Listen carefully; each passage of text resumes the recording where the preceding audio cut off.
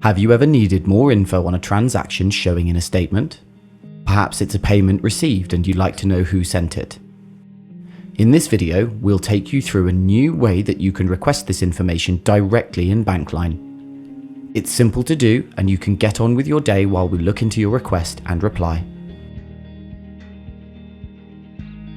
We've added a new button to the account statement, allowing you to request more details on a transaction in just a few clicks. Let's give it a try. When you start a request, all the details are automatically pulled through from the statement, and you can select the most relevant option. For example, on incoming backs and faster payments, I need a copy of the remitter's sort code and account number.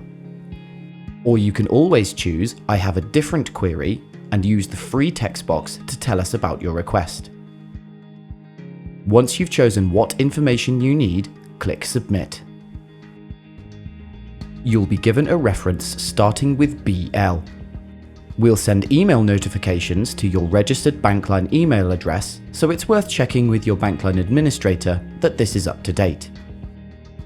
If you submit a request during our working hours, we'll have it back to you within 24 hours. Requests submitted outside of working hours will be picked up the next working day. If you'd rather speak with an agent or use Cora to raise a query, after clicking Request More Details, click the Chat Now button. We'll let you know by email when we've responded to your request. You can find our answer in Bankline. Just go to the Account Servicing tab, then Transaction Information Requests, and click on the request number. In Bankline, you'll see the Request More Details button on many transaction types. For example, on international and CHAPS payments, you'll be able to request a copy of a SWIFT message or breakdown of charges. For checks, you'll be able to query if the amount credited differs from what you deposited, and request a list of individual check amounts within a grouped credit.